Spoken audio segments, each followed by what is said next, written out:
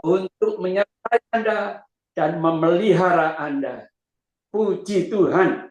Nah, pada acara Zoom malam hari ini yang tetap dengan judul Berkemenangan dan Berhikmat di tahun 2025 dan subtema seri ke-19 dengan judul Rapture. Jadi kita harus selalu ingat bahwa kita saat kini sedang menjalani masa yang telah dinubuatkan oleh para nabi seperti Nabi Daniel, Yesaya, Yeremia, Sefanya, Yoel, sedang terjadi, Bapak Ibu. Di minggu-minggu yang akan datang, saya akan bawakan salah satu tanda yang sangat amat jelas, yakni mengeringnya Sungai Efrat. Sungai yang sangat besar yang ada di sisi kanan dan Sungai Tigris di sebelah kiri. Sungai Efrat ini sangat amat lebar dan besar. Namun sekarang sedang mengecil dan mengering sehingga dasar sungai bisa kelihatan. Dan ada hal-hal yang didapatkan sebagai tanda bunyi, isi yang tertulis di dalam Alkitab kita, anak-anak Tuhan, kaum Kristiani, benar, betul, dan menjadi satu fakta. Namun pada kali ini, saya tetap ingin membicarakan mengenai kelanjutan dari perikop kemarin yang berjudul Tuhan Yesus berjalan di atas air. Ternyata di Zoom kita seri yang ke-19 malam hari ini dan subtema Rapture, Zoom kita yang kelima di tahun 2025 dan subtema Rapture seri yang ke-19. Bapak Ibu sekalian yang kekasih, saya ingin kita membahas lalu merevise, meremind, mengingat kembali akan peristiwa-peristiwa yang sebentar kita akan baca sebagai peristiwa ketiga yang Tuhan Yesus lakukan, yaitu yang akan kita baca bersama di dalam kitab Markus 6 ayat 53 sampai 56. Markus 6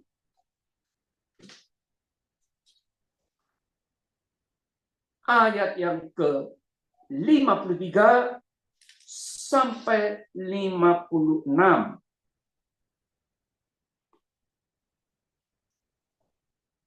Judul dari perikop kita adalah Yesus menyembuhkan orang-orang di Genesaret. Genesaret adalah daerah Kapernaum, Bapak Ibu sekalian. Dan ini adalah peristiwa yang ketiga. Setelah sebelumnya, Tuhan Yesus yang kemarin kita bahas, perikop yang berjudul Tuhan Yesus berjalan di atas air, adalah kejadian sebelum Tuhan Yesus sampai di daratan Genesaret dan melakukan kebaktian, menolong orang-orang yang sakit, apapun sakit penyakit mereka. Dan mereka semuanya tertulis di Alkitab sembuh. Tapi saya yakin yang sembuh ini hanyalah mereka-mereka yang melakukan action atas iman yang mereka miliki. Seperti apa action itu? Nanti kita akan bahas. Dan peristiwa sebelum yang ketiga Tuhan Yesus nyebrang dan sampai di Genesaret, lalu sebelum itu berjalan di atas air. Sebelum itu yang pertama, Tuhan Yesus itu khotbah di bukit dan memberi makan 5.000 orang laki-laki. Dicatat seperti itu. Nah, kalau 5.000 orang laki-laki, Bapak Ibu sekalian, hanya membawa satu saja wanita yang ada istrinya, dan mungkin ada di antara mereka yang belum menikah. No problem. Lalu yang pasangan yang sudah menikah membawa hanya satu saja anak, tidak lebih. Maka diperkirakan yang diberi makan oleh Tuhan Yesus bukan 5.000, tapi 15.000-an orang. Belum kalau kaum wanitanya lebih dari satu. Belum kalau anak-anak yang dibawa lebih dari satu. Pukul rata kurang lebih 15.000. Dahsyat. Luar biasa. Kenapa ini semua terjadi? Nah, itu yang patut kita renungkan dan pikirkan. Kenapa Tuhan Yesus memberi makan 5.000 orang yang sudah mengikuti mungkin sejak pagi, siang, sore, sampai malam. Mengikuti apa? Mengikuti khotbah Tuhan Yesus di atas bukit. Dan ketika malam tiba mereka lapar. Tidak ada makanan. Dan itu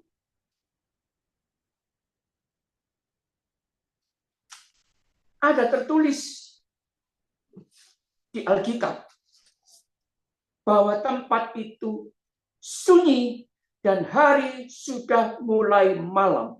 Markus 6 ayat yang ke-35.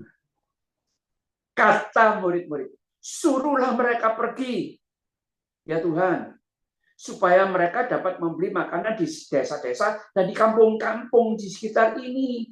Tetapi jawab Tuhan Yesus, kamu harus memberi mereka makan.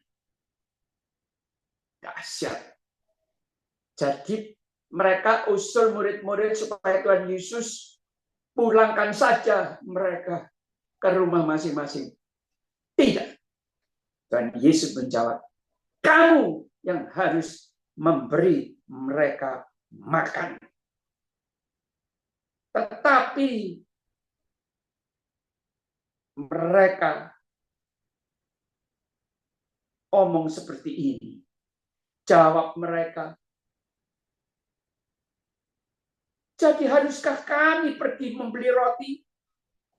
Pikiran mereka pasti kepada apa? Duit. 15.000 potong roti saja. Kalau satu roti itu harganya Rp2.000. Berarti 2.000 kali 15.000. 30 juta rupiah. Itu kalau satu buah, satu potong. Lah kalau 2 potong, 60 juta rupiah. Kalau harganya roti satu potong, 2.000. Tapi Tuhan Yesus mengatakan, kamu yang harus beri mereka makan.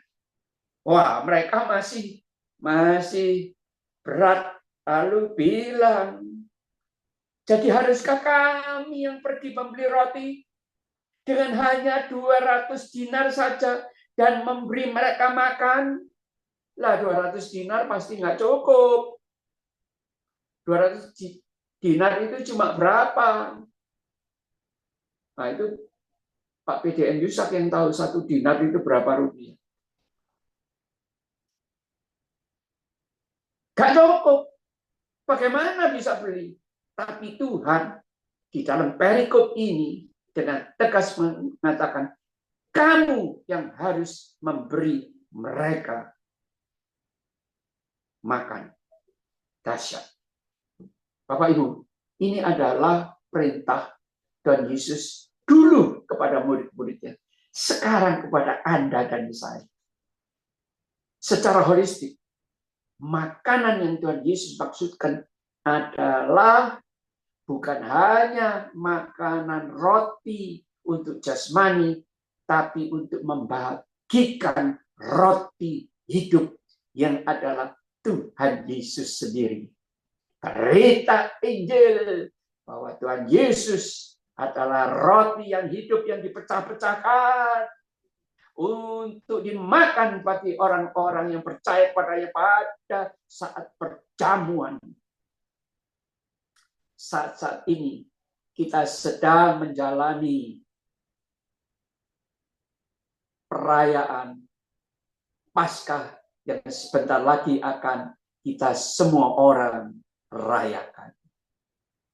Dan pasti kita semua akan berada di meja perjamuan untuk makan minum tubuh Kristus dan darah Kristus. Bapak Ibu, ini penting. Jadi sebelum Tuhan Yesus menyeberang danau, menuju ke Genesaret, daerah Kapernaum, tempat tinggalnya Petrus zaman dahulu. Mujizat-mujizat terjadi, tetapi memberi makan 15.000 orang ini sangat amat penting. Kenapa? Karena ternyata murid-murid Tuhan Yesus itu disuruh sama Tuhan Yesus untuk beri makan, tapi mereka nggak mengerti.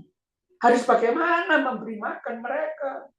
Uang cuma 200 dinar. Tuhan Yesus bisa membaca pikiran murid-murid ini dan dia mengatakan, oke, mana? Ada berapa roti di sini?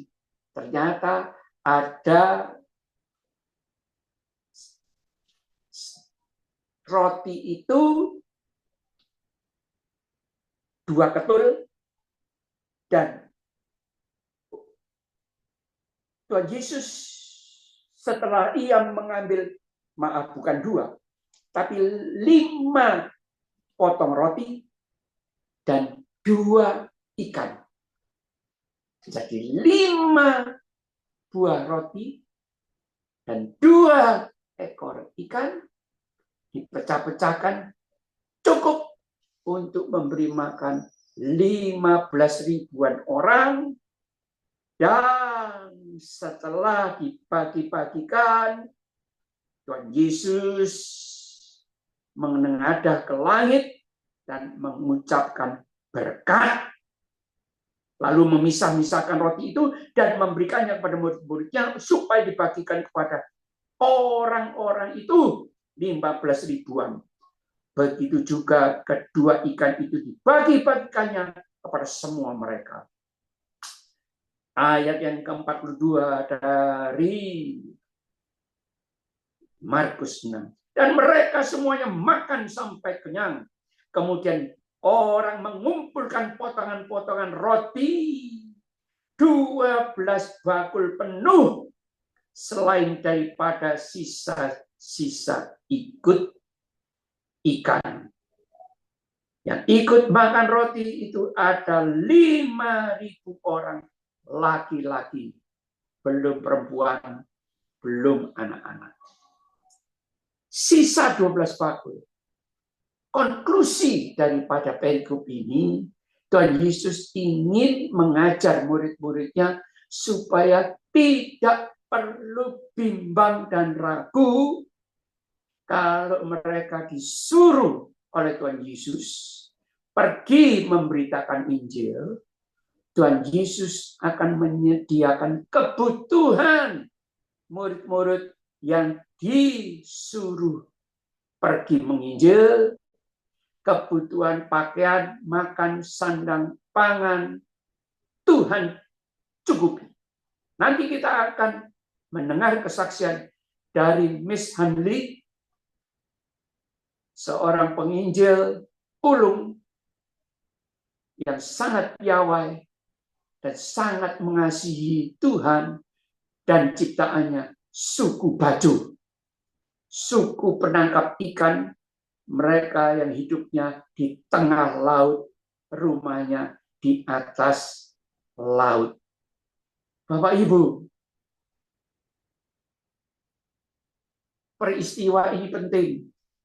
Sebelum Tuhan Yesus menyuruh murid-muridnya untuk berangkat dulu menuju ke Genesaret dengan perahu. Di tengah jalan, mereka diterpa oleh badai angin taufan. Dan di sanalah kembali ada sejarah dan cerita bagaimana Tuhan Yesus menenangkan laut, badai, ombak yang menderu dan menggunung hendak menghempaskan perahu para murid. Ketika Tuhan Yesus mengatakan, tenanglah, ini aku. Kenapa Tuhan Yesus mengatakan tenanglah? Karena murid-murid tidak tenang. Murid-murid mengira yang datang itu hantu. Bapak Ibu bayangkan, murid-murid Tuhan Yesus bisa tidak mengenal Tuhannya, gurunya yang sudah tidur kumpul bersama dengan mereka. Nanti kita akan belajar ada satu ayat yang membuat, yang memicu saya merindukan untuk bisa men-sharingkan, membicarakan tentang perikop ini bersama dengan Anda, Bapak Ibu sekalian terkasih. Nah, cerita dari minggu yang lalu, Petrus, salah satu dari murid yang melakukan proper and test kepada Tuhan Yesus. Kalau benar itu Engkau, Tuhan, suruhlah aku datang kepadamu. Datang bukan cuma datang begitu saja, tapi turun dari perahu dan berjalan di atas air. Apa jawab Tuhan Yesus? Tuhan Yesus tidak marah ketika dicobai sama yang namanya Petrus. Kalau betul engkau itu Tuhan, suruh aku datang. Tuhan Yesus bilang, kemarilah. Gak banyak ngomong. Kesini kau. Begitu Petrus turun, dia tinggalkan perahu yang terombang-ambing, pasti susah payah. Kalau Bapak Ibu sering mancing dan naik perahu, karena perahu itu cukup tinggi dari air, kira-kira 80 cm, 70 cm. Harus turun. Dan pakaian Petrus adalah pakaian yang bukan seperti sekarang pakai celana dan pakai baju, tapi pakai jubah, Bapak Ibu. Orang-orang zaman dahulu. Jadi pasti repot dia turunnya. Setelah dia ikat jubahnya, dia turun. Dan ternyata air bisa menjadi seperti tanah. Dan dia pun berhasil berjalan. Tapi sebelum menjumpai sampai kepada Tuhan Yesus, dia tenggelam. Kenapa? Kenapa dia tenggelam? Karena dia melihat sekelilingnya. Ombak yang menderu, angin yang begitu besar, dan mungkin teriakan dari teman-temannya, ayo jalan terus. Dia mulai melihat sekeliling, ombak yang menderu, ombak yang begitu menggulung ke atas. Dia mulai bimbang, dia mulai ragu, Mulai apa? Kurang percaya kepada Kristus. Kristus bilang, kemari. Sudah betul, dia turun dari kapal, dari perahu, lalu tinggalkan perahu, pergi ke Tuhan Yesus. Tapi karena melihat sekeliling, dia tenggelam. Kembali, perikop ini punya satu konklusi, kesimpulan. Apa yang dilakukan oleh Petrus sudah benar. Menuruti perintah Kristus, dia turun dari perahu, menuju ke Kristus dan berjalan. Action. Karena iman itu bukan cuma percaya, tapi dilakukan. Sudah benar.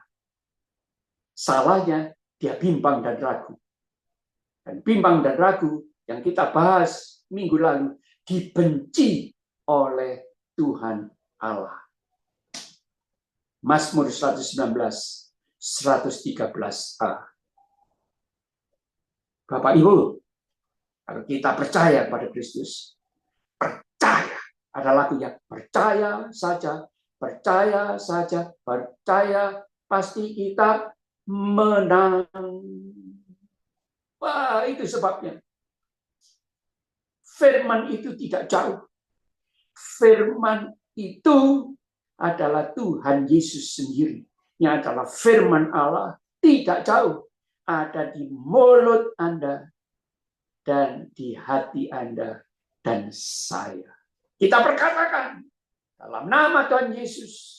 Kita doakan orang yang bermasalah, orang yang sakit, sembuh.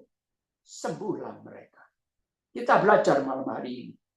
Supaya kita tidak bimbang dengan Petrus. Dan kita akan melihat bagaimana Petrus si pembimbang, si peragu, berubah menjadi Petrus yang beriman teguh, mantap.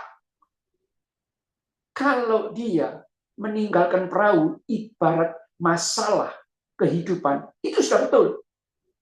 Ada kesulitan, mungkin kesulitan keuangan zaman sekarang, ada masalah dengan orang tua, mertua, keluarga, mungkin ada masalah di pernikahan, mungkin terkena sakit penyakit yang sudah lama dan tidak bisa sembuh-sembuh. Kita harus keluar dari masalah ini dan jalan menuju ke Tuhan Yesus. Bukan jalan menuju jalan yang lain. Jangan lupa Bapak Ibu Saudara.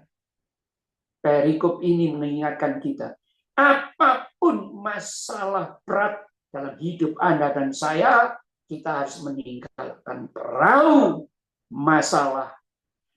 Penuh dengan masalah. Kita tinggalkan, kita harus menatapkan mata hati kita hanya fokus kepada satu sosok Tuhan Yesus Kristus. Amin, saudaraku. Nah, itu adalah inti dari perikop Tuhan berjalan di atas air. Tuhan hendak menunjukkan bahwa Dia adalah Allah. Anak Allah adalah Allah sendiri yang hidup, yang berkuasa untuk memerintah dan melawan hukum alam. Hukum alam, Anda dan saya berjalan di atas air, tenggelam. So pasti. Tapi Tuhan Yesus mengalahkan dan bisa mengabaikan hukum alam, tidak berdampak terhadap keilahiannya. Dahsyat. Catat, Bapak Ibu sekalian. Kita mulai bimbang dan ragu, ingat, bimbang dan ragu dibenci oleh Tuhan Allah. Dan itu sudah dikatakan oleh pemazmur Raja Daud. Itu sebabnya dia tidak pernah bimbang dan ragu. Puji Tuhan. Puji Tuhan. Yang ketiga, sekarang kita baca. Markus 6 ayat yang ke-53. Demikian bunyi firman Tuhan. Setibanya di seberang, Yesus dan murid-muridnya mendarat di Genesaret dan berlabuh di situ. Ketika mereka keluar dari perahu, orang-orang segera mengenal Yesus. Maka berlari-larilah mereka ke seluruh daerah itu dan mulai mengusung orang-orang sakit di atas tilamnya untuk dibawa kepada Tuhan Yesus. Di mana saja kabarnya ia berada. Jadi Tuhan Yesus ada di mana? Di jalan. Oh, mereka pergi ke jalan-jalan. Bawa orang sakit ke jalan-jalan. Dia ada di gedung. Dia bawa orang sakit ke gedung. Dia pergi ke pasar. Lewat di pasar. Pun orang-orang sakit ditaruh di pasar. Apa betul? Ini buktinya. Ayat 56.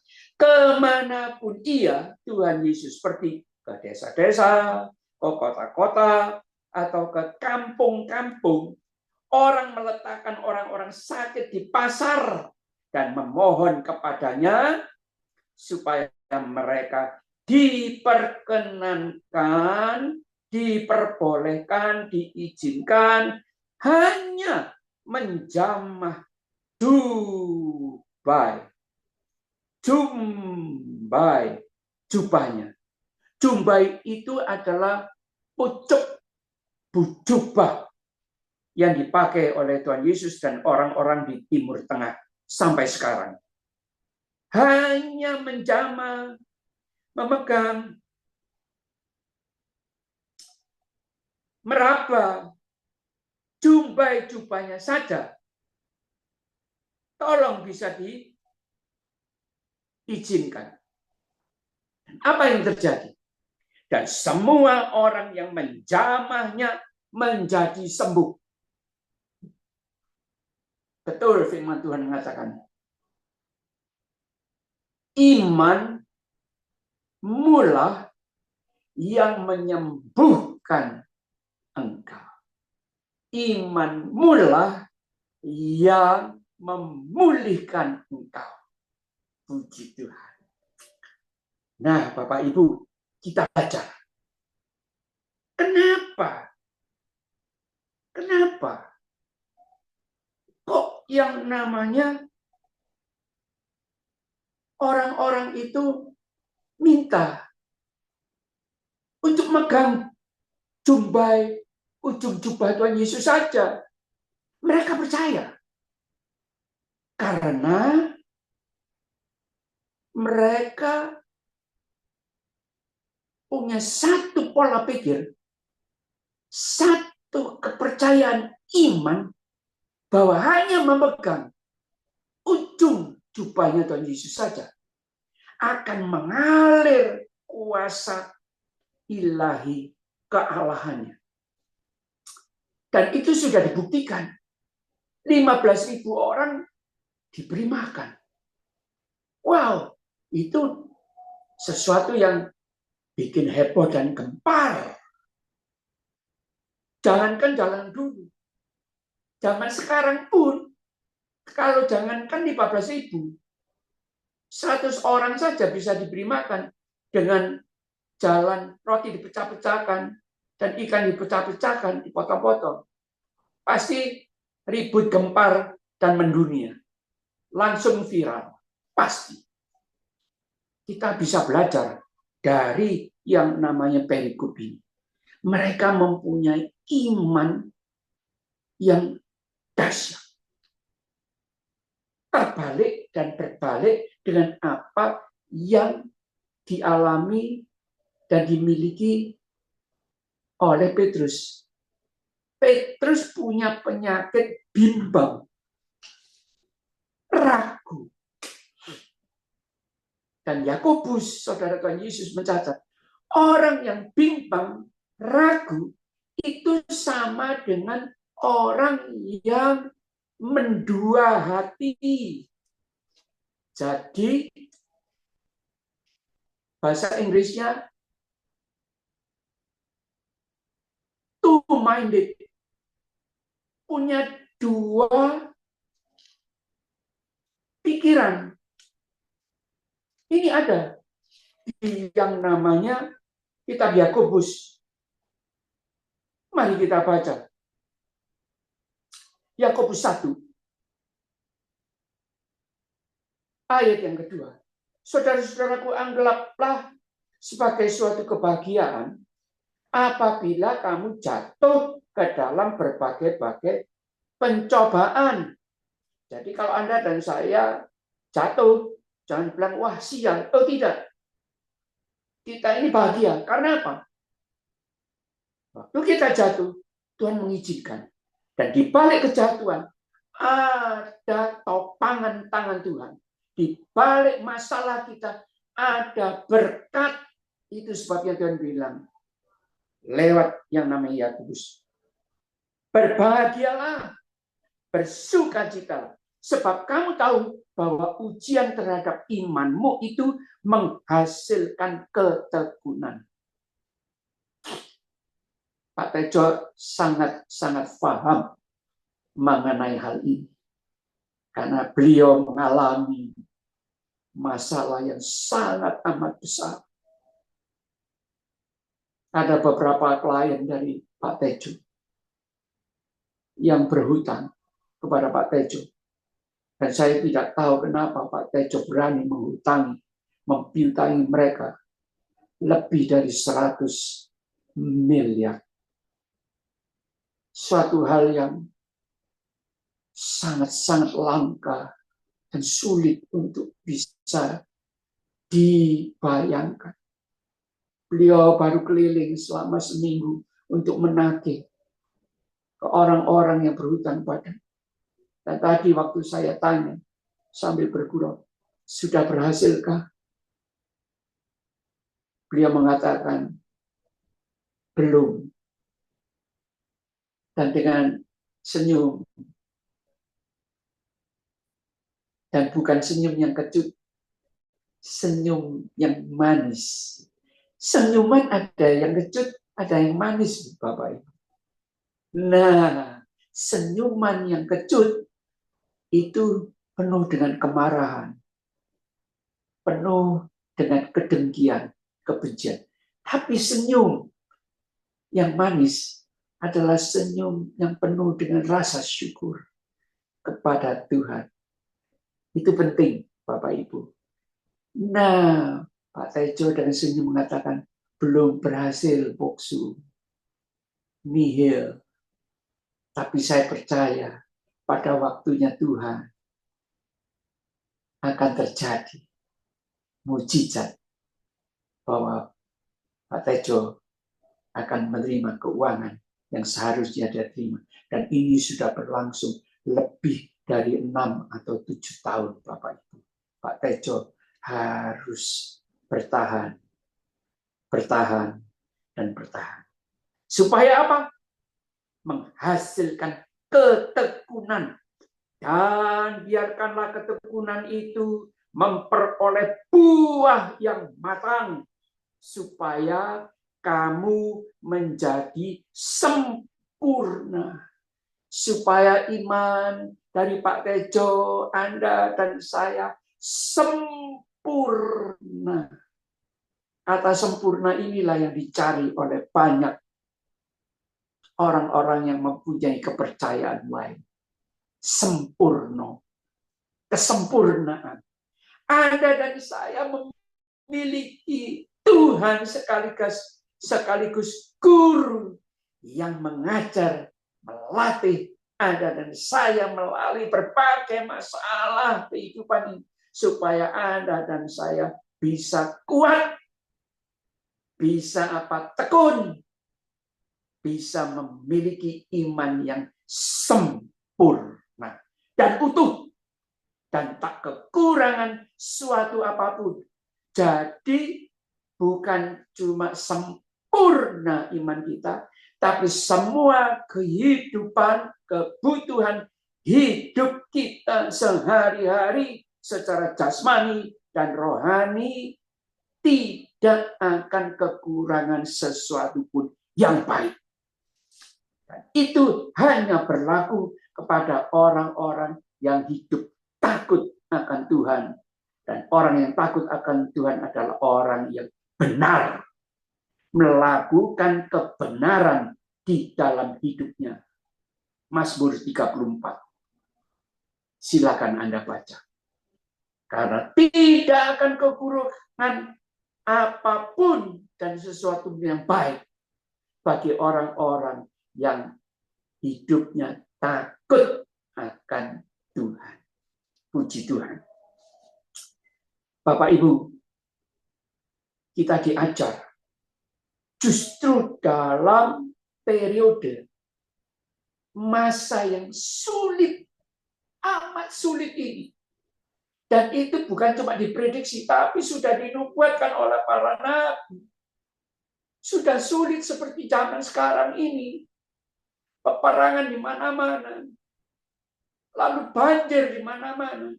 Tidak masuk akal, Bapak Ibu. Kemarin saya melihat di TV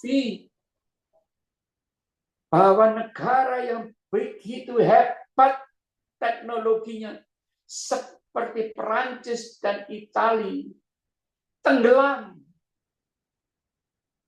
menjadi seperti sungai jalan-jalan di kota mereka. Salah satu contoh apa yang sudah dinubuatkan para nabi tentang banjir, tentang yang namanya malapetaka sudah terjadi di seluruh dunia. Kalau Jakarta sudah langganan banjir sampai sedada. Juga Indonesia mengalami seperti itu. Lalu ayat ini ditulis. Tetapi apabila di antara kamu, Anda dan saya, ada yang kekurangan hikmat, makanya perikop kita adalah berkemenangan dan berhikmat. Kalau ada di antara Anda dan saya yang kurang hikmat, hendaklah ia memintanya kepada Allah yang memberikan kepada semua orang dengan murah hati dan dengan tidak membangkit-bangkit. Tidak membicarakan kelemahan kekurangan kita. Puji Tuhan. Maka hal itu akan diberikan kepadanya. Hendaklah ia memintanya dalam iman. Dan sama sekali jangan bimbang. Sebab orang yang bimbang sama dengan gelombang laut yang diombang-ambingkan kian kemari oleh angin. Orang yang demikian itu orang yang apa? Orang yang suka bimbang, ragu, hatinya mendua, janganlah mengira bahwa mereka akan menerima sesuatu dari Tuhan. Jadi nggak akan menerima apa-apa alias nol. Kalau orang itu punya penyakit bimbang. Sebab orang yang mendua hati, nah ini buktinya bahwa bimbang itu mendua hati. Double minded. Bercabang hati. Penting bagi yang sudah menikah atau yang belum menikah. Bagi yang sudah menikah, jangan sampai ketularan orang-orang di sekitar kita yang mulai bimbang ketika mereka mulai menjalani pernikahan tahun ke-5, tahun ke-10, 15, 20, ke tahun 40, ke tahun 50. Ada opa-opa yang sudah menikahi istrinya yang sudah menjadi oma. Mereka memiliki 17 cucu cerai. Kenapa? Satu kata. Bimbang. Sudah punya 17 cucu masih bisa berkata kepada hamba Tuhan, saya kok meragukan ya. Istri saya yang seperti ini modelnya, itu betul-betul dari Tuhan. Saya nggak tahan. Itu sebabnya saya ceraikan dia. Dan saya mau cari wanita yang lain. yang tidak titik. Apa titik-titik itu? Ternyata istrinya karena mulai menjadi tua, mengalami perubahan. Satu, menopause. Kedua, berubah. Tingkah lakunya berubah. Dulunya diam, pendiam. Sekarang maaf, Bapak Ibu. Bawel, cerewet, suka mengurusi ini, suka mengurusi itu. Maaf, bagi ibu-ibu yang sudah di atas 40-50 tahun, tolong ketika mendengar firman Tuhan ini, minta kepada Tuhan hikmat. Minta agar Anda tidak menjadi bawel dan cerewet. Haleluya. Itu sebabnya Tuhan Yesus menyeberang setelah menolong murid-muridnya, terutama Petrus, supaya tidak tenggelam, dan pasti Petrus berubah hidupnya ketika dia digandeng oleh Tuhan Yesus, supaya dia bisa balik berjalan dari berhasil menjadi tidak sukses karena tenggelam, karena di tangannya diraih oleh Tuhan, dijangkau, diangkat, bersama Tuhan Yesus berdua berjalan kembali di atas air untuk menuju ke perahu. Itu firman Tuhan berkata. Itu yang Tuhan minta. Supaya Anda dan saya gandeng Tuhan Yesus. Anda tak minta Tuhan Yesus mengerti. Dia spontan akan menggandeng Anda dan saya. Supaya tidak bimbang, supaya tidak dan kurang percaya, supaya tidak jatuh, dan supaya penyakit seperti Petrus, penyakit bimbang, kalau saya boleh ngomong, itu penyakit. Anda dan saya juga punya penyakit itu. Mari kita serahkan kepada Tuhan. Dan Tuhan berjanji, serahkanlah khawatirmu, serahkanlah hidupmu, maka aku akan bertindak. Mazmur 37 ayat yang kelima. Oh, Tuhan itu tahu benar apa yang kita butuhkan. Nah, mari Bapak Ibu, kita menelusuri kembali satu ayat yang membuat saya tergelitik, yaitu ada di kitab Matius 14. Kalau tadi Markus, sekarang kita balik ke Matius 14 untuk perikop yang sama, yaitu ayat yang ke-34, Matius 34.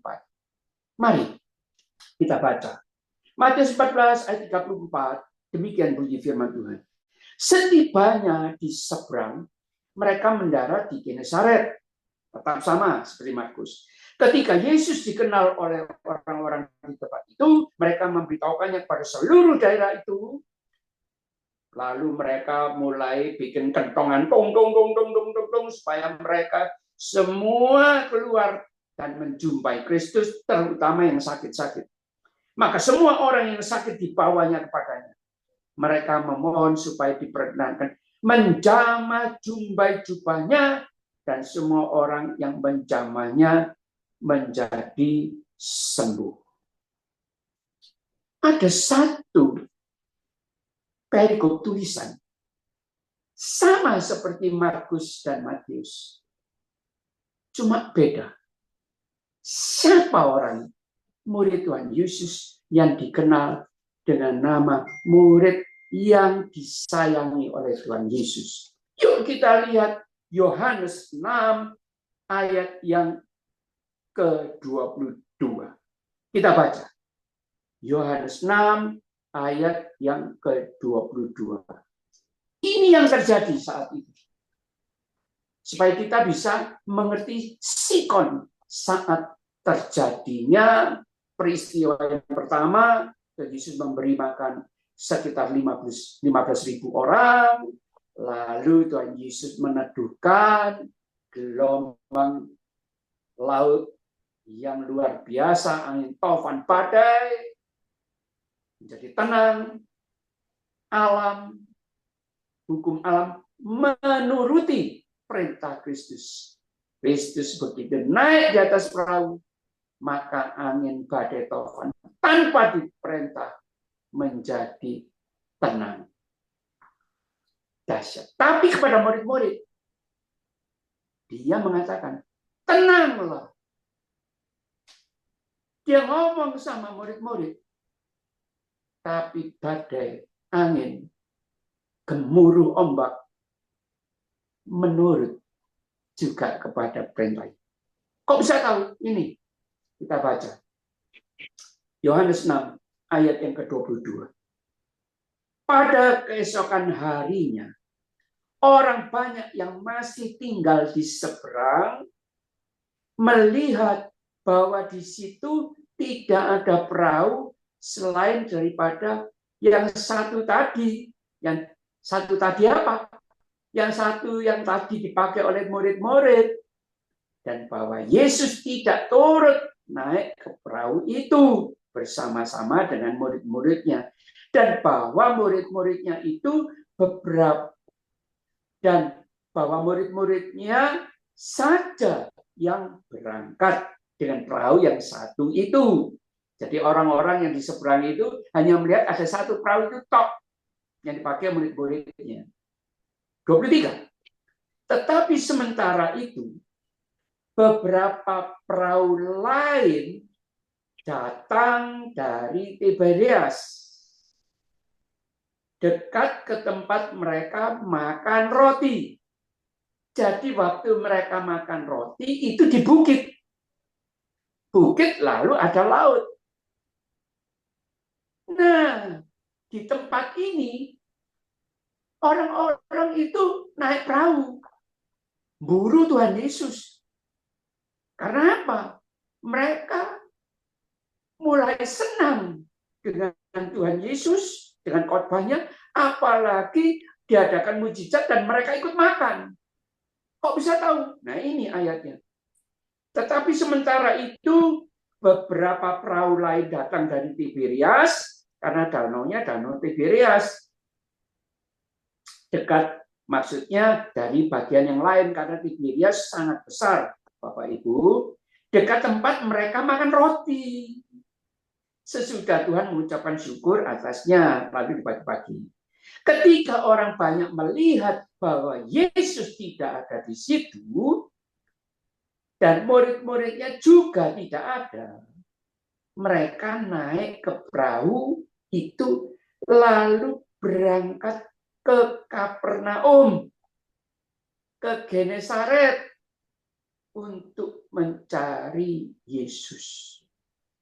Mari kita baca perikop ini. Ayat yang selanjutnya, 25. Menarik. Ketika orang banyak itu menemukan Yesus di seberang laut itu, mereka sudah sampai di Kapernaum dan Genesaret.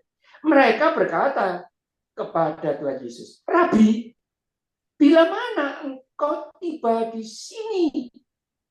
Loh, engkau tuh nggak naik kapal. Lalu gimana engkau bisa tiba di sini? Jadi mereka tuh ngerti kalau Tuhan Yesus nggak naik kapal itu. Tapi Tuhan Yesus nggak mau menjawab tentang hal yang dianggap sepele sama Tuhan Yesus. Dia lebih mementingkan untuk menjawab hal ini. Ayat 26.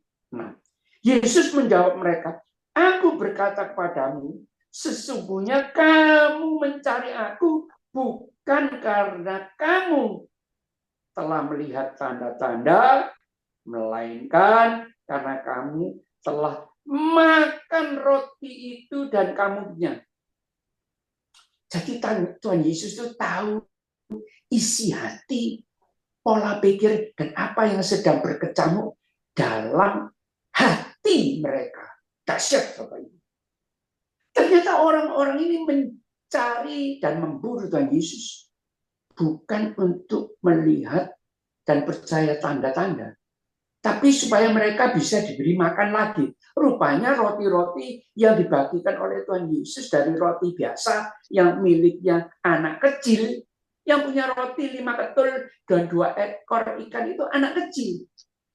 Tapi setelah di tangan Tuhan Yesus, rupanya rasa dari roti dan ikan itu sangat-sangat lezat. Makanya mereka disindir dan ditegur. Kamu datang ke sini kan karena kamu sudah makan roti sama ikan itu toh? Kira-kira begitu Tuhan Yesus. Lalu Tuhan Yesus mengarahkan mereka. Tidak marah.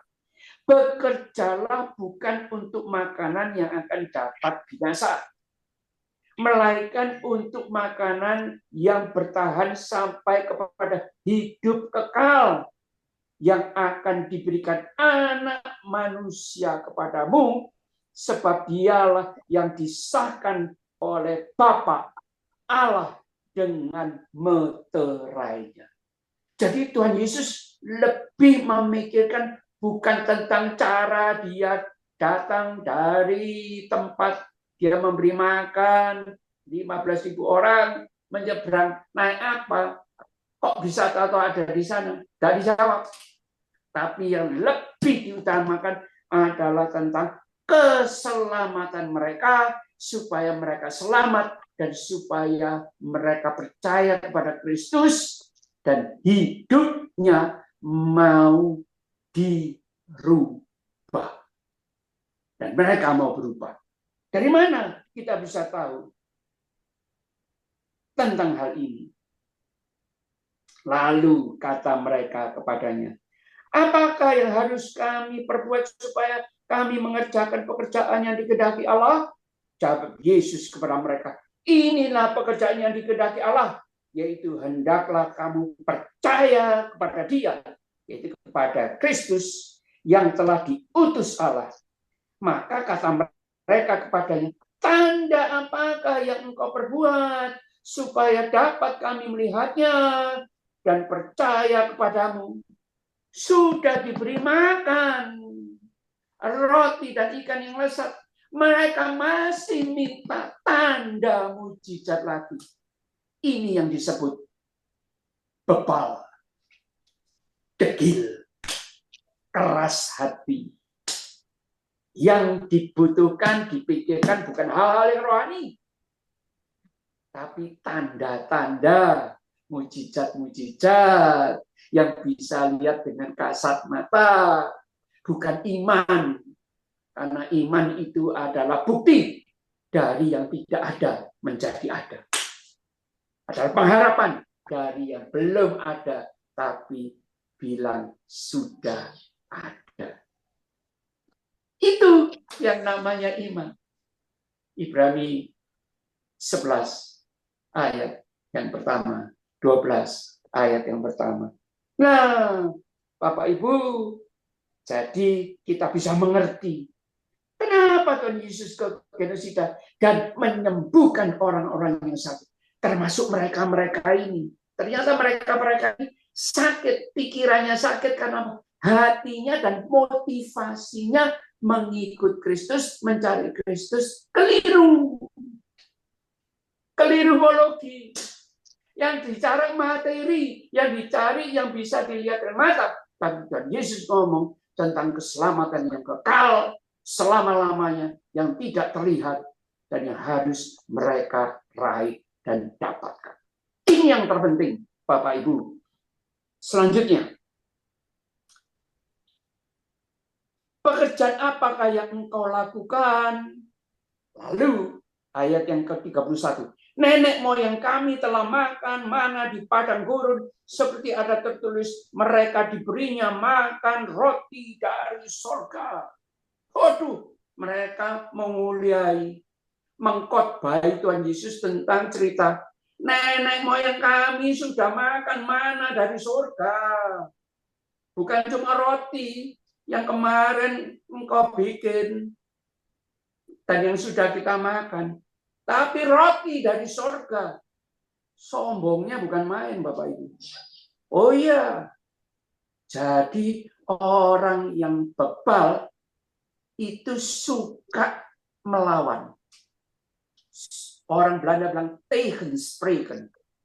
bicara tapi ditentang, dilawan.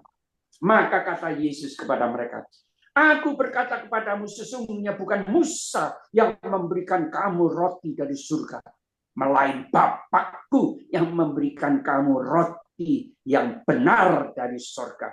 Karena roti yang dari Allah ialah roti yang turun dari surga dan yang memberi hidup kepada dunia. Maka kata mereka kepadanya, Tuhan, mereka bisa percaya dan panggil Yesus Kristus itu Tuhan. Tuhan, berikanlah kami roti itu senantiasa. Oh, ternyata mereka pikir roti hidup yang adalah tubuhnya Kristus itu disamakan sama mereka roti yang mereka kemarin makan. Mereka mau minta itu terus. Dan mereka bilang, nenek moyang kita dulu yang kasih makan mana roti dari surga. Mau kita juga dikasih. Itu maksudnya. Waduh, lucu. Senantiasa loh. Jadi mereka nggak mau kerja. Tapi minta dikasih roti terus. Berarti orang-orang ini malas. Orang-orang ini nggak mau kerja. Mau enaknya saja. Mau jalan pintas. Ayo Tuhan Yesus. Seperti Musa. Ayo kasih mana dari surga. Ini Tuhan Yesus bilang bukan Musa yang kasih.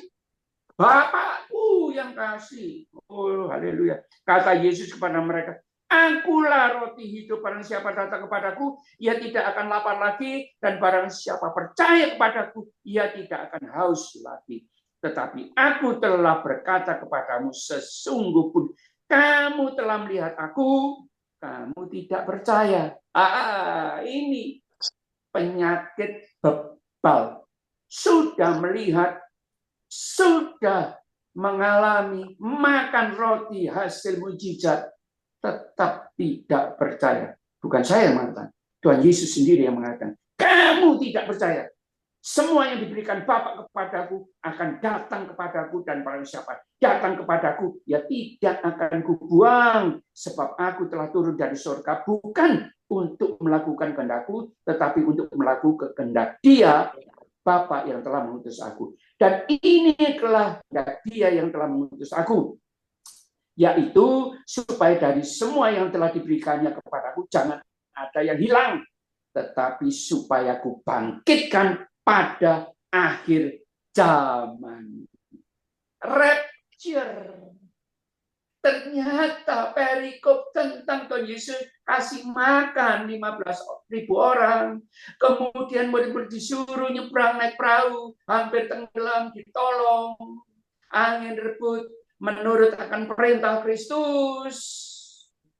Dan Simon Petrus bisa juga berjalan di atas air. Karena mulai bimbang tenggelam, tapi ketika tangannya dipegang oleh Tuhan Yesus, dituntun, bisa kembali jalan di atas air dan balik ke perahu. Dahsyat, Bapak Ibu. Itu ceritanya.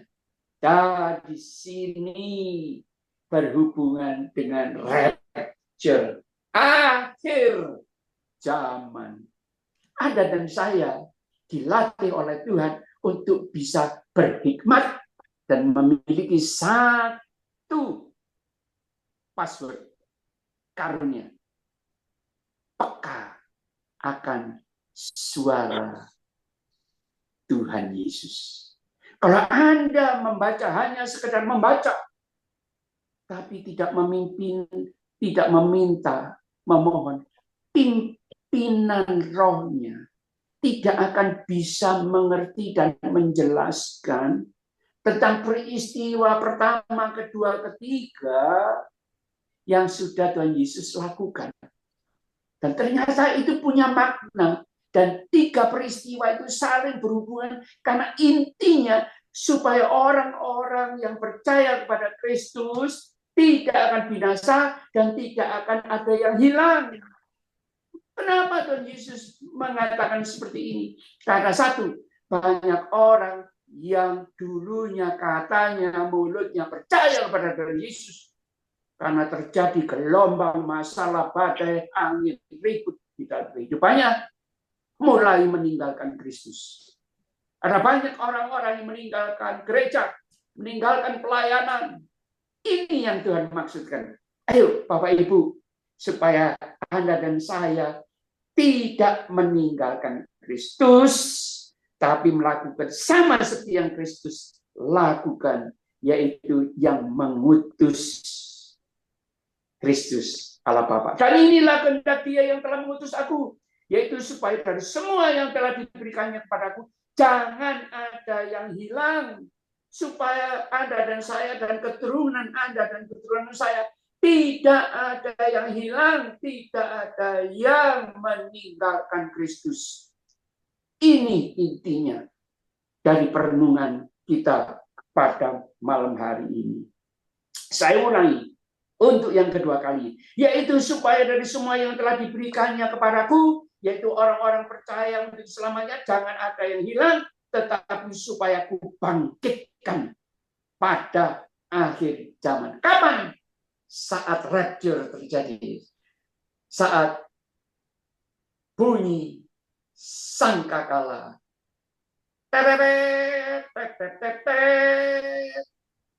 semua orang-orang yang sudah meninggal, termasuk orang-orang ini 15.000 yang sudah meninggal, termasuk Musa, termasuk para nabi, termasuk orang tua saya, dan ada 2 saudara saya yang sudah meninggal, akan bangkit dengan tubuh yang penuh kemuliaan, tubuh yang baru.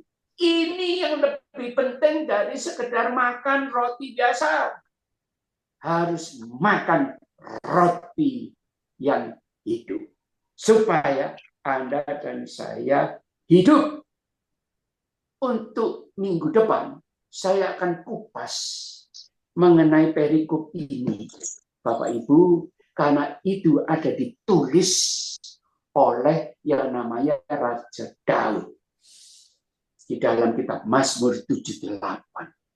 Kesimpulan perenungan kita pada malam hari ini, Bapak Ibu, di dalam kita menjalani kehidupan yang sangat amat sulit di tahun-tahun menjelang kedatangan Kristus akhir zaman ini, mari kita lebih peka akan suara Tuhan, lebih banyak waktu untuk mendekatkan diri kita kepada Tuhan, supaya kita ini melekat Tuhan Yesus ke Genesaret, menyembuhkan orang-orang yang sakit.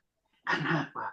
Ternyata orang-orang yang sehat badannya, tapi pikirannya, pola pikirnya keliru dan sakit, Bapak Ibu.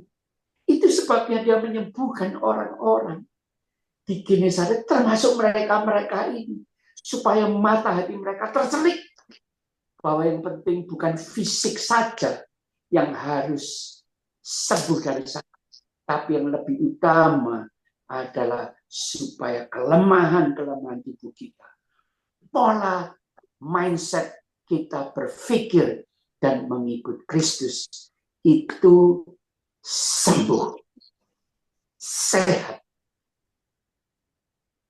Makan roti yang hidup supaya kita hidup sehat.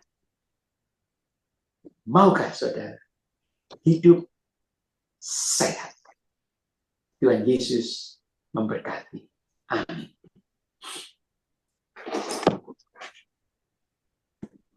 Ada satu video yang indah. Mari kita lihat bersama bahwa ternyata Tuhan bisa memakai orang yang cacat untuk memberitakan Injil. Mari kita lihat videonya. Kamu nggak saya sembuhkan kok. Tapi lewat kelemahanmu ini yang dianggap oleh dunia itu kelemahan, kuasaku akan menjadi sempurna. Nah, kuasa yang seperti apa yang terjadi pada diri kamu? Dulu saya berpikir begini, Tuhan itu bekerja kalau saya sembuh. kalau mujizat terjadi itu Tuhan bekerja. Ternyata yang saya tidak sadari adalah Tuhan tetap bekerja bahkan ketika saya nggak sembuh.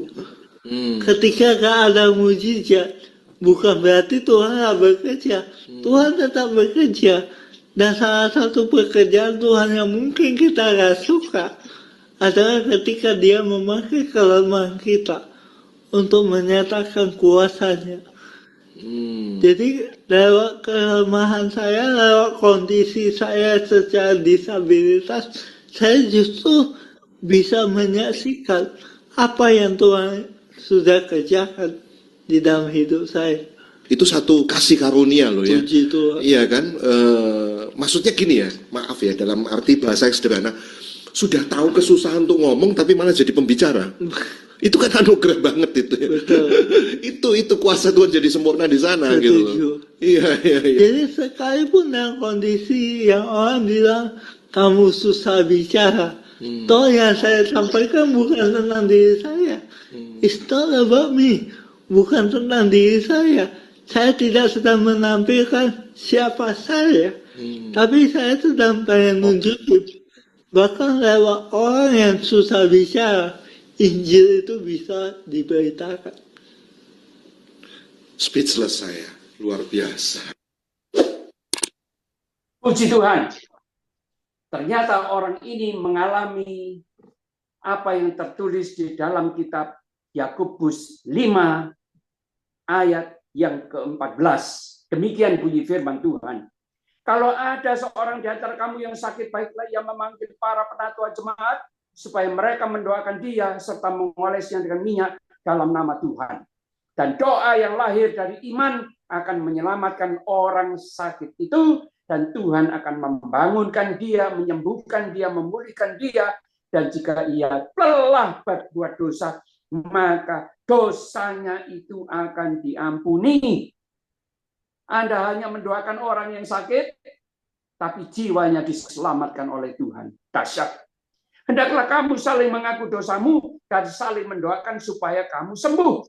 Doa orang yang benar bila dengan yakin didoakan sangat besar kuasanya. Dan orang tadi yang kita lihat, yang cacat, tidak bisa berbicara, ternyata dia mengalami kuasa Tuhan dan bisa menginjil. Dan saya yakin orang-orang, dia sakit, dia handicap, invalid, tapi saya percaya dia mendoakan orang-orang yang sakit, apapun sakitnya, Tuhan Yesus yang akan sembuhkan. Amin, saudaraku. Mari kita mendengar kesaksian dari Miss Hanli yang berjuang 8 tahun untuk memenangkan dan menjadi berkat bagi suku Bajo. Dipersilakan, Miss Hanli.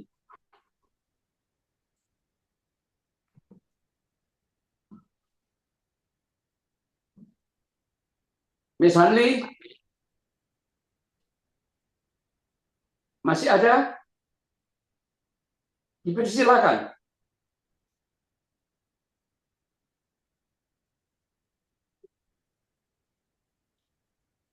Miss Hanli.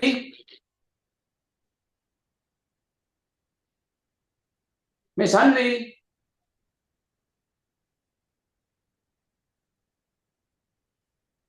Miss Hanli.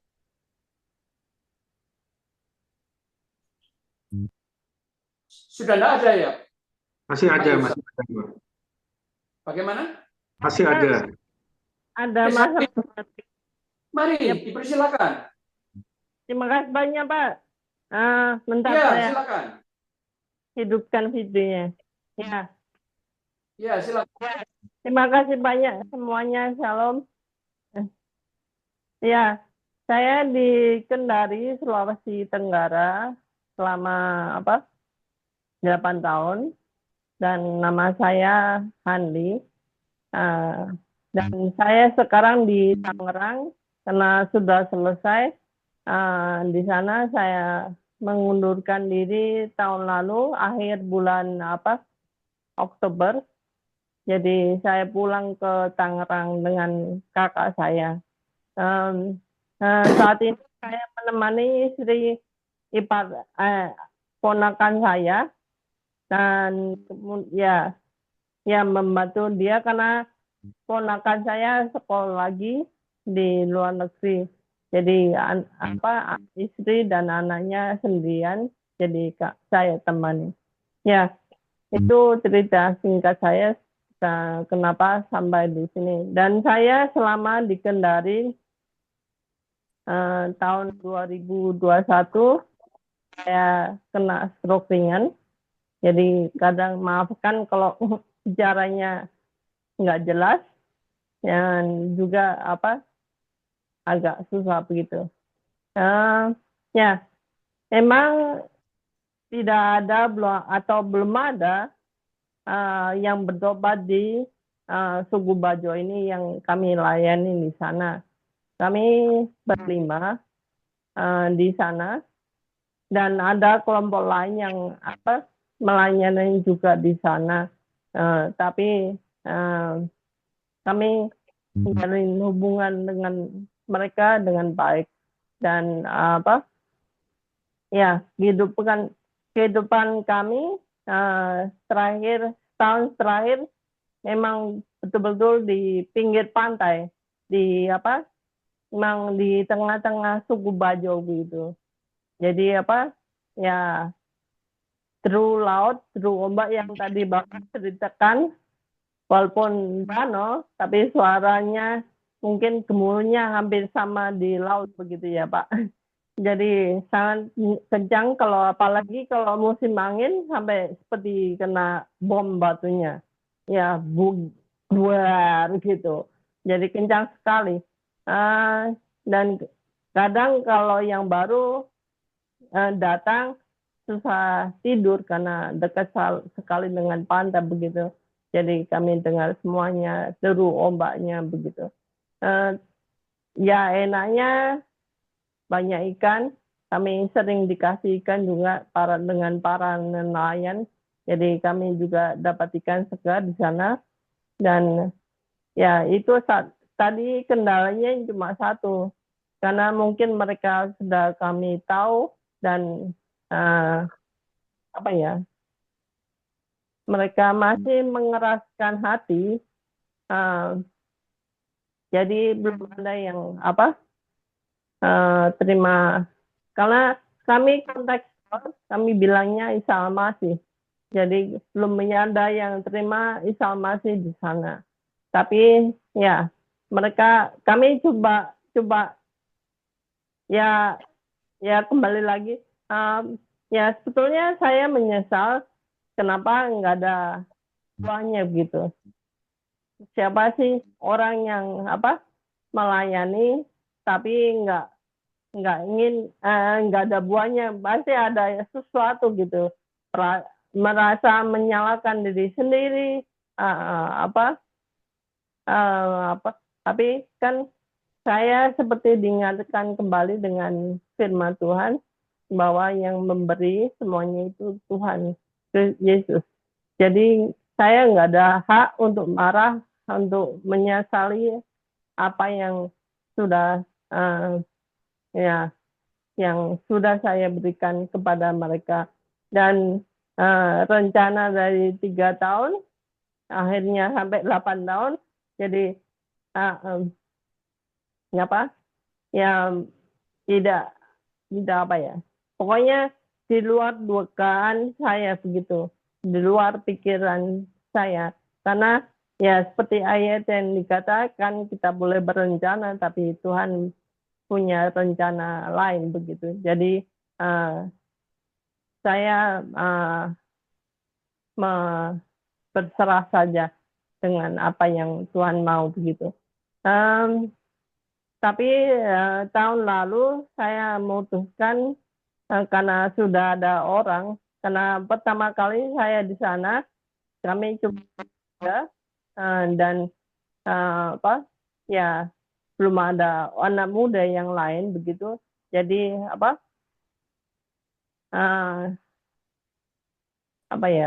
tidak ada yang meneruskan. Kalau saya dalam hati berpikir kalau saya tinggalkan, siapa yang menabur mereka, siapa yang yang akan memberitakan kabar baik kepada mereka. Seperti adik-adik, bapak-bapak tahu, bapak ibu tahu di Yohanes 3 ayat 16 ya, karena begitu besar kasih Allah kepada dunia ini, maka diberikan anaknya yang tunggal agar mereka tidak binasa ya, melainkan boleh hidup yang kekal. Yaitu yang jadi pemikiran saya, kalau bukan kami, bukan ya orang yang sudah mengenal Tuhan Yesus, ya siapa yang akan memberitakan kepada mereka? Apakah membiarkan mereka hidup binasa, tidak kenal siapa Tuhan Yesus begitu? Jadi itu yang menjadi pemikiran saya. Dan kebetulan minggu terakhir ini 3 hari saya mengingatkan lagi dengan firman ini di Yohanes 3 ayat 16 ya, karena kalau kita bayangkan kenapa Allah Bapa mau korbankan anaknya yang tunggal untuk kita semua yang di dunia ini. Ya, pasti di surga, ya dalam bayangan saya di surga pasti lebih enak, lebih lebih nyaman gitu. Tapi Tuhan Yesus mau turun ke dunia yang penuh dengan banyak dosa begitu, dan bahkan mau diludahi, mau disalibkan, mau tersiksa untuk kita semua, untuk dosa kita semua. Jadi itu yang saya merasa kita sudah diberikan cuma-cuma, ya orang lain juga harus tahu, dan mereka mereka juga harus menghidupi itu juga, dan mereka juga harus mengenal siapa Tuhan Yesus dalam hidup mereka. Itu yang menjadi urusan mereka mau bertobat atau enggak, itu semua urusan Tuhan Yesus. Kita cuma ditugaskan untuk memberitakan saja. Ya, terserah mereka mau terima. Kalau terima ya mereka akan selamat. Kalau enggak terima, mereka akan binasa begitu. Jadi itu ya menjadi pemikiran saya. Jadi ya tadi yang sudah disampaikan Pak Samuel juga, sebentar lagi Tuhan Yesus datang. Rapture itu akan kita hadapi semua.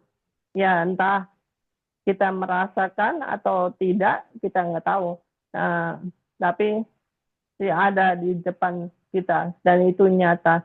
Dan semua yang tidak tahu Tuhan Yesus, ya pasti itu sudah dikatakan dalam kitab suci, dalam Alkitab, bahwa mereka yang tidak percaya ya akan binasa. Jadi kalau saya percaya, kalau kita sudah kabarkan mereka mau terima, ya syukur puji Tuhan. Kalau tidak ya terserah, mereka akan binasa gitu. Tapi kita kan tidak memaksakan mereka dengan apa yang tapi kita perlu warning, meringati mereka akan semuanya itu, bahwa Tuhan Yesus ada untuk kita semua. Terserah kita mau terima atau tidak, atau begitu mereka mau terima atau tidak. Yaitu yang ingin saya sampaikan. Silakan kalau ada pertanyaan. Baik, terima kasih Pak Sandi, karena waktunya sudah berjalan dan waktunya sudah habis. Mari Bapak Ibu sekalian, kita berdoa untuk saudara-saudara kita, teman-teman kita juga nantinya bakal pendengar dan pemirsa dari upload dari YouTube ini, mari kita berdoa, terutama untuk teman-teman kita dan terutama juga untuk yang namanya Saudara Tera Hermanto di Los Angeles yang sekarang lagi juga mengikuti dan sedang berjuang untuk melawan penyakit yang menggerogoti tubuhnya. Mari kita berdoa. Dan setelah saya berdoa, saya minta nanti Pak Wimpi Mangande untuk tutup dalam doa dan doa berkat oleh hambanya, yaitu Pendeta Robert Sinambela, Gembala GKMI di Medan. Horas, saya harap Pak Pendeta Robert Sinambela bisa mendengar dan masih mengikuti acara ini. Mari kita berdoa untuk saudara kita, Madam Tera, juga teman-teman yang lain yang mungkin sedang dalam pergumulan, ada masalah, apapun masalah mereka, terutama sakit penyakit, sama seperti Tuhan Yesus mengunjungi yang namanya Kapernaum dan menyembuhkan banyak orang di sana. Biar malam hari ini juga Madam Tera dan teman-teman yang lain ditolong dan disembuhkan oleh Tuhan Yesus. Mari kita berdoa. Bapa di surga, kami percaya bahwa kuasa-Mu dulu sekarang tidak berubah.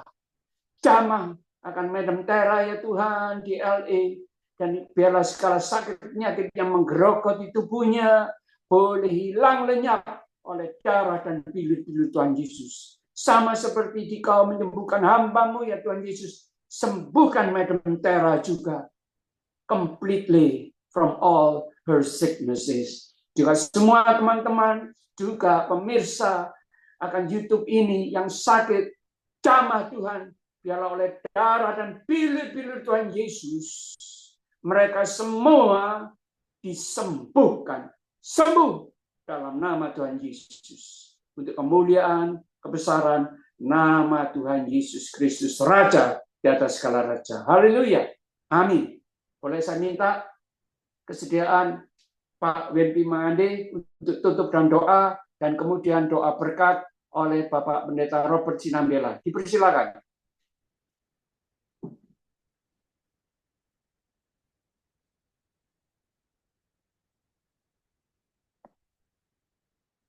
Pak Wimpi masih ada?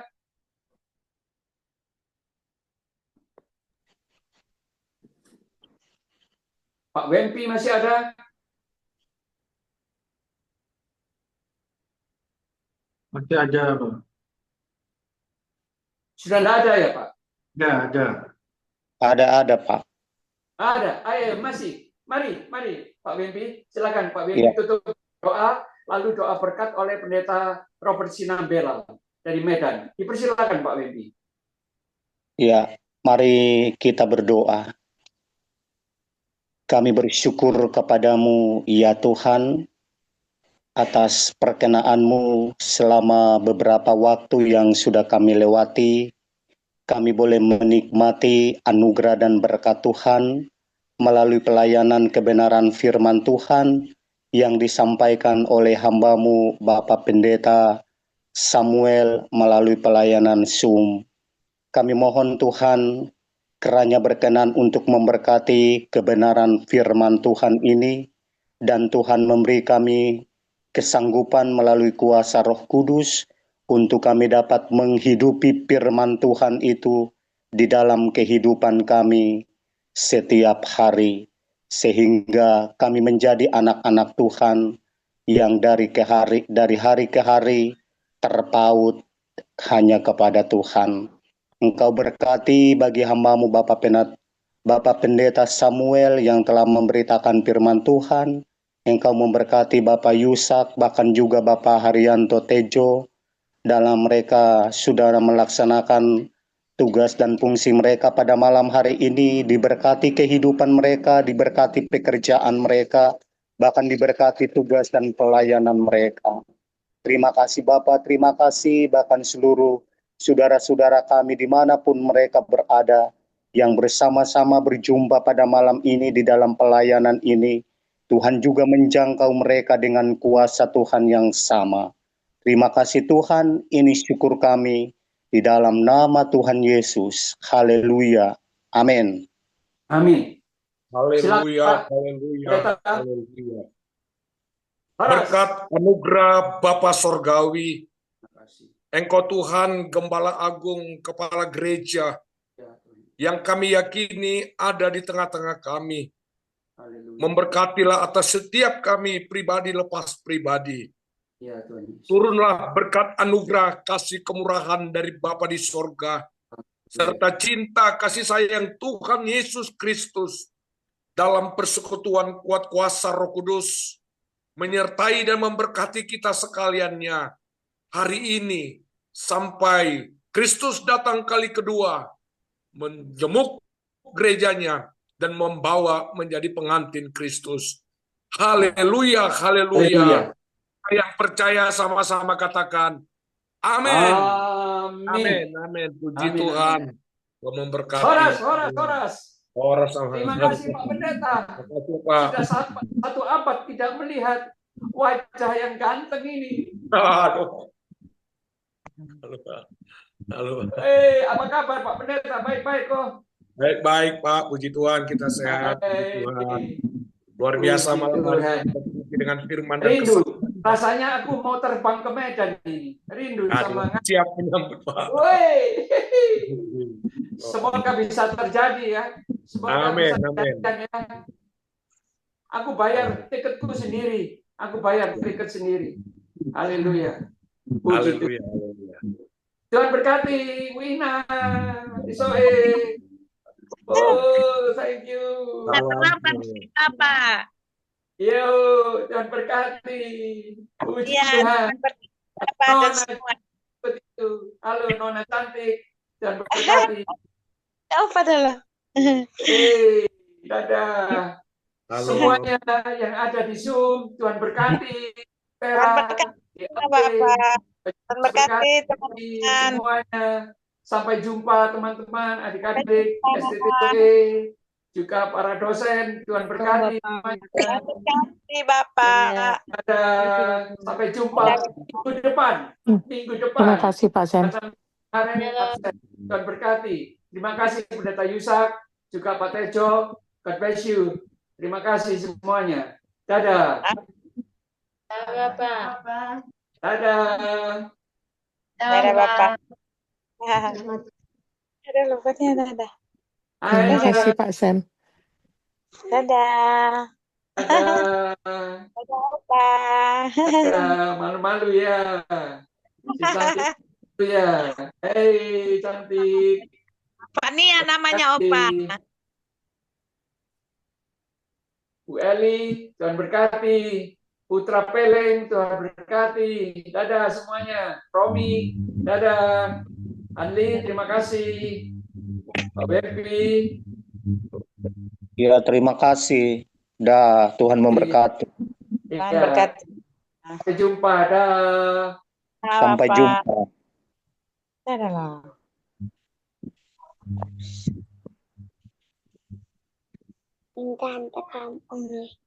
Pak Yusak, terima kasih Pak Yusak. Pak Tejo, terima kasih. Dadah.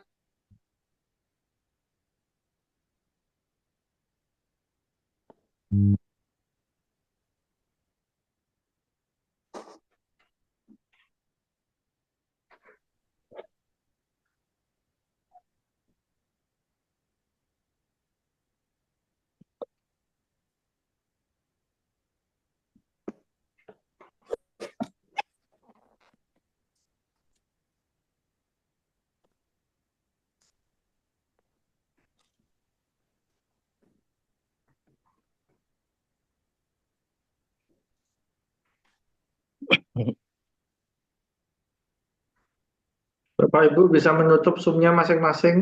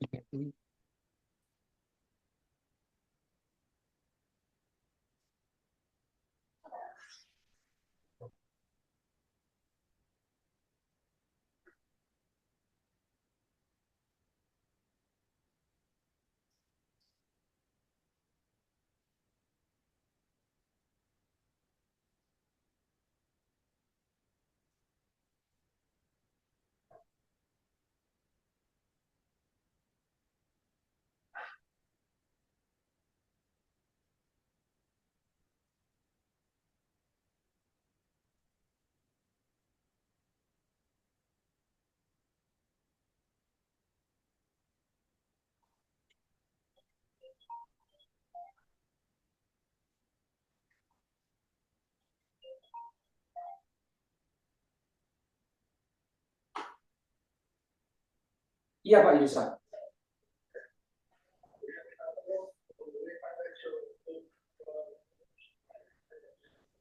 Oke, oke.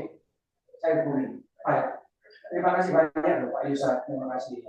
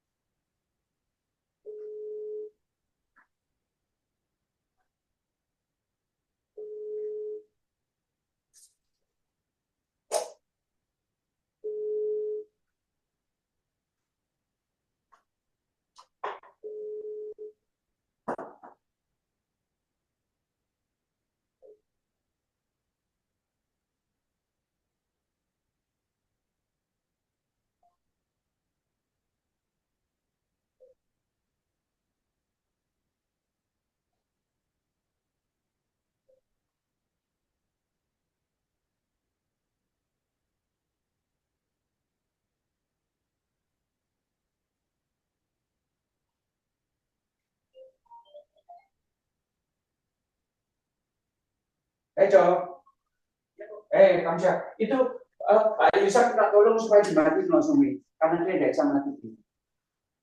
Bisa, lo nggak tahu, kok dia bilang nggak bisa katanya. Tolong, oke, Kamsya ya Jo ya, Kamsya, sampai minggu depan ya, Ijo di sini kemarin ya, Kamsya, jaga.